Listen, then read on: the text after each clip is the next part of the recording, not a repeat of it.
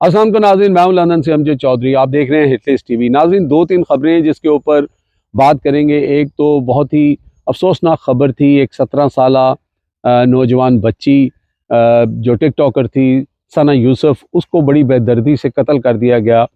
और जितना संगीन ये वाक़या था, उसके बाद जो सोशल मीडिया के ऊपर चंद लोगों ने जिस तरह की गुफ्तगू या मैसेजेस किए, वो भी बहुत ही, जिसे कहते हैं, तकलीफ़ दे थे कि हमारा मुआशरा जो है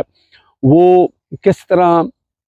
लोगों को जज भी करता है। और किसी दुनिया से चले जाने वाले बंदे के बारे में, जैसे एक हदीस मुबारक में आता है कि जब आप कोई दुनिया से चला जाए तो उसकी अच्छी बातें करें, उसके बारे में अच्छा गुमान रखें। लेकिन चूंकि यहाँ पर हर बंदा जो है वो अपने गिरेबान में देखने की बजाय, दूसरों की तकलीफ़ कम करने की बजाय, वो उनको और तकलीफ़ पहुँचाने की कोशिश करता है। तो मेरा ख़्याल है कि जितना ज़ालिम वो कातिल था या वो शख्स था जिसने इस मासूम सी बच्ची को जो है वो बेदर्दी से कत्ल किया, उतने ही ज़ालिम ये लोग हैं जो इस तरह की गुफ्तगू करते हैं और बहुत ही सतही किस्म की गुफ्तगू करते हैं। बहरहाल सोशल मीडिया के ऊपर, टिकटॉक के ऊपर बहुत सारा ऐसा कंटेंट है जिससे माशरे के बहुत सारे जो लोग हैं या एलिमेंट्स हैं वो खुश नहीं हैं, और लोग कुछ अपनी हदें क्रॉस भी कर जाते हैं। लेकिन जहाँ तक सना यूसुफ की बात थी, मैंने उसका जो टिकटॉक अकाउंट है वहाँ पे जाके विज़िट किया। तकरीबन पौने 8 लाख के करीब उनके फॉलोअर थे, और वो बड़ी ही नॉर्मल सी वीडियोस बनाती थी।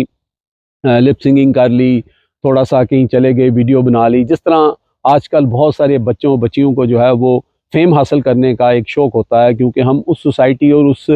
दौर में रह रहे हैं जहाँ पे ये चीज़ें बहुत कॉमन हो गई हैं और लोग मोबाइल फ़ोन और सोशल मीडिया हर वक्त इस्तेमाल करते हैं। लेकिन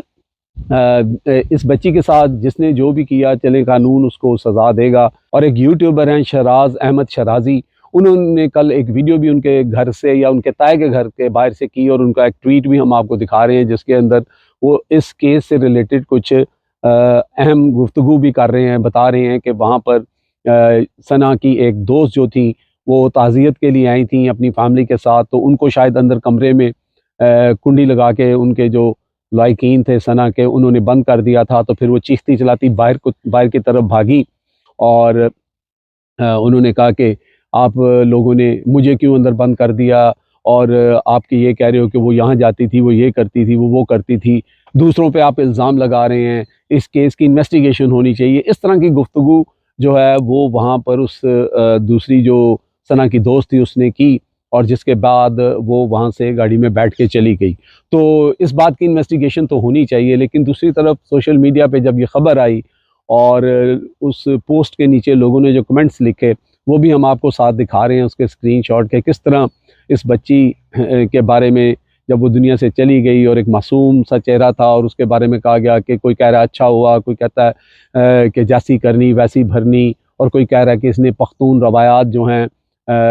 उनको जो है वो मखलूत ख़ातिर नहीं रखा था, इसके साथ ठीक हुआ। तो खैर, बहरहाल इस बात का इससे ज़्यादा हम क्या कह सकते हैं कि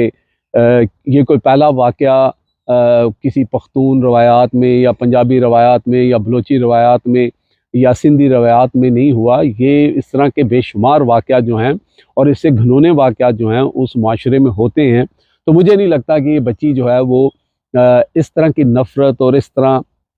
की सोच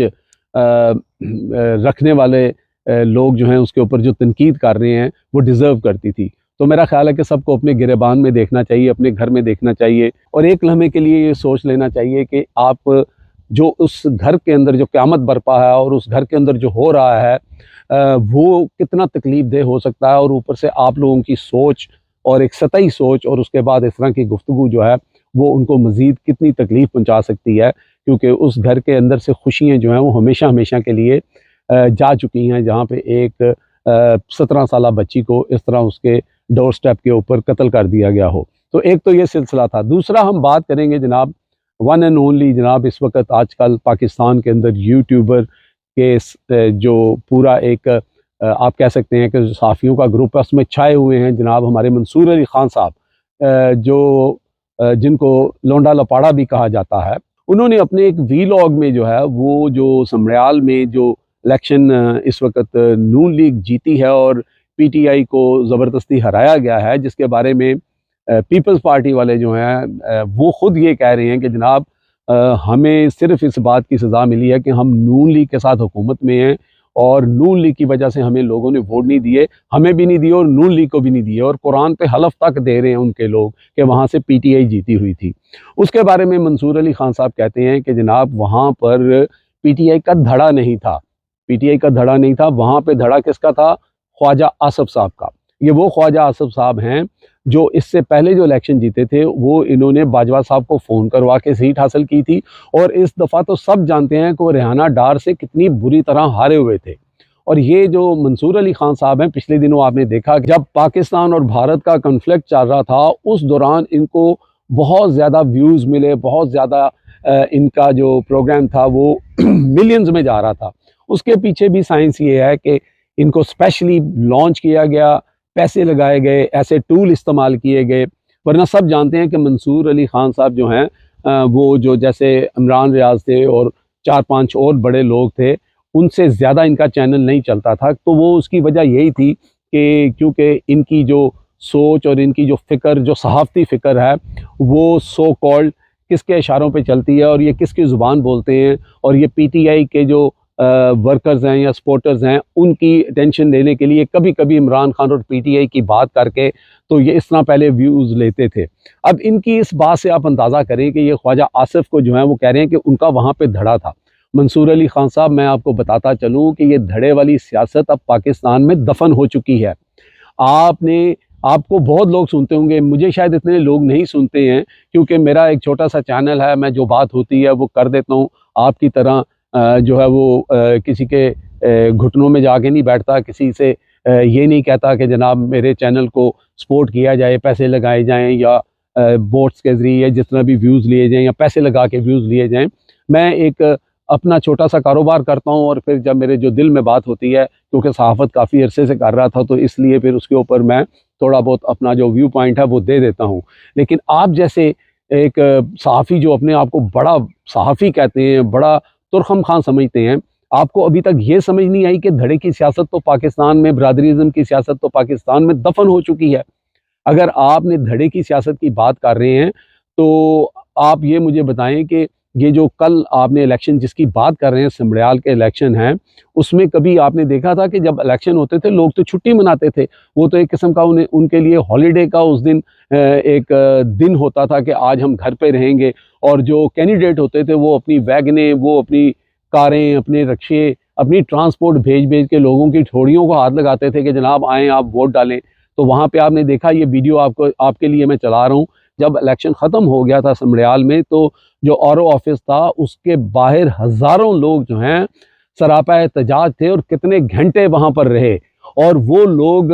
ना सिर्फ वहाँ पे एहतजाज कर रहे थे, वो अपने कैंडिडेट को मुबारकबाद भी दे रहे थे, उसको फूलों के हार भी पहना रहे थे, गुब्बारे भी छोड़ रहे थे, और दूसरी तरफ जो जीते हुए थे उनकी हालत ये थी कि जैसे कोई फोतगी हो गई है। तो आप मुझे ये बताएं कि आज आप जिस दौर की बात कर रहे हैं कि धड़ेबाजी, और ये आपको ये धड़ेबाजी वाला दौर लग रहा है? धड़ेबाजी वाला दौर जो है वो ख़त्म हो चुका है। अब लोग जो हैं वो नज़रियात के साथ चलते हैं, वो नज़रिए के साथ चलते हैं, और इस वक्त पूरे पाकिस्तान में नज़रिया एक ही शख्स का चल रहा है और वो है कैदी नंबर 804 का, और वो जेल में है, और लोग उसके लिए इसी तरह आइंदा भी आप 10 इलेक्शन कराएंगे और इसी तरह लोग वोट डालेंगे। जीत चाहे आप ऑफिस में जाके एक फॉर्म 47 के साथ किसी के भी हक में कर देंगे। आप यहाँ पे मैं अब क्या लफ्ज़ इस्तेमाल करूँ, बेशर्मों का लफ्ज़ इस्तेमाल करूँगा तो आप बुरा मना जाएंगे, और आप यहाँ पे लोगों की ये बता रहे हैं कि जनाब वहाँ पे धड़ाबाजी थी तो इसलिए नून लीग वहाँ पे जीत गई। और सारी दुनिया तुफ तुफ कर रही है,